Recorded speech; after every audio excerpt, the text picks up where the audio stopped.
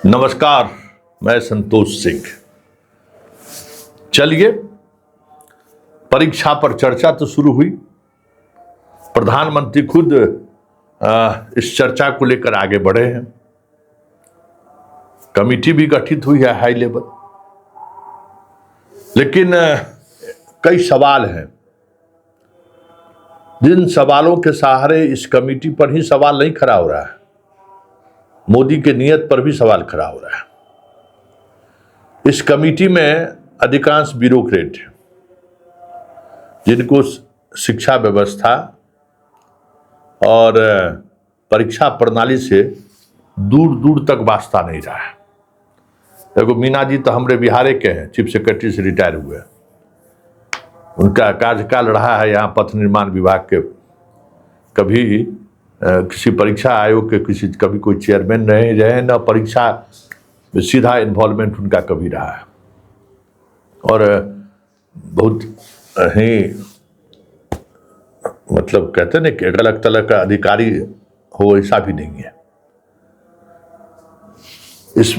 इस पूरे परीक्षा प्रणाली में सुधार की बात हो रही है, लेकिन मेडिकल कॉलेज के कोई लोग इसमें नहीं है। हाँ, मद्रास के आईआईटी के लिए गए हैं, इसरो के भी लोगों को लिए गए हैं, लेकिन जो परीक्षा जो बच्चों को पढ़ाते हैं, खास करके नीट के बच्चों को, उसमें जो टॉप लेवल के जो लोग हैं उनको इस कमेटी में नहीं रखा गया है। ये जो लोग हैं सो क्या समझने गए कि परीक्षा का जो है सो कहाँ क्या खेल हो रहा है। सो नीलकेनी जी क्या टेक्नोलॉजी का दे सकते हैं कि इस देश में क्या परीक्षा का भाषा। इसमें तो जेएनयू, एम्स, बड़े बड़े संस्थान, शैक्षणिक संस्थान के लोगों को रहना चाहिए कि भाई सिर्फ क्वेश्चन पेपर कैसे छपता है, क्वेश्चन पेपर कैसे सेट होता है, इस पर विचार के सहारे सुधार थोड़ी हो सकता है। कि भाई इस देश में कई ऐसी संस्थानें हैं जो बहुत बेहतर तरीके से आज भी परीक्षाएं ले रही हैं, और उसका अपना खुद का मैनेजमेंट है। कोई बाहर से कहीं कोई प्रश्न पत्र या वगैरह छपाई की बात नहीं होती है। जेई देखिए, इंजीनियरिंग के को लेकर परीक्षाएं लेती है, कहाँ कभी कोई सवाल होता है। यूपीएससी को लेकर कहाँ कोई सवाल खड़ा होता है। कई संस्थान ऐसे हैं जहां सवाल खड़े हो रहे हैं, वो है एनटीए, नीट की परीक्षा। तो नीट की परीक्षा में सुधार को लेकर क्या हो सकता है, इस पर जो एक मेडिकल कॉलेज के प्रोफेसर जो अपनी राय रख सकते हैं, उससे बेहतर राय कौन दे सकते हैं। आप 25 साल तक परीक्षा देते रहिए मेडिकल का, क्या मतलब है भाई। और समस्या परीक्षा में कदाचार और सॉल्वर गैंग या प्रश्न पत्र लीक का नहीं है। सवाल यह है कि मेडिकल के परीक्षा में किस तरीके के स्टूडेंट कंपीट करके आ रहे हैं डॉक्टर बनने के लिए। वो जरा देखिए कि एक पिता को कोटा में पढ़ाने में कितने पैसे खर्च हो रहे हैं, और कोटा के बाजार बना रहे, इसके लिए किस तरीके के प्रश्न पत्र पूछे जा रहे हैं। ये भी एक बड़ा मुद्दा है कि कोचिंग संस्थान की महत्ता बना रहे इस पूरे खेल में, वो एक बहुत बड़ा अवयव है, और इसलिए उस पर चोट करना जरूरी है। लीजिए, एक परीक्षा लीजिए देश में भाई, इंजीनियरिंग, मेडिकल, आपको एग्रीकल्चर, जितने तरह के आप इंटरमीडिएट के बाद पढ़ाई के लिए लेते हैं, उसका एक परीक्षा लीजिए। एक दिन परीक्षा हो, ऐसा थोड़ी है कि आपके पास इंफ्रास्ट्रक्चर नहीं है। इंफ्रास्ट्रक्चर है, आप ले सकते हैं, आप लीजिए, और उसी तरीके से लीजिए जिस तरीके से चाइना लेता है। आप तो परीक्षा आपके प्रायोरिटी में है ही नहीं। प्रायोरिटी में है परीक्षा। चाइना में जिस दिन परीक्षा होती है उस दिन पूरा चाइना बंद रहता है। पूरी ट्रैफिक कंट्रोल से लेके सारा कंट्रोल वहां के एडमिनिस्ट्रेशन, पुलिस और सेना के हवाले रहता है। जरा उस अध्ययन में वह भी शामिल कीजिए। कहाँ कोई ये हो जाता है। प्रश्न पत्र लीक चाइना में कभी कहे सुने हैं? और कहते हैं कि हम फास्ट ट्रैक कोर्ट बना के उस पर कार्रवाई करेंगे। उससे क्या होने वाला है? सब जगह फास्ट ट्रैक कोर्ट तो बना हुआ है ही। बलात्कार की घटना रुक गई क्या?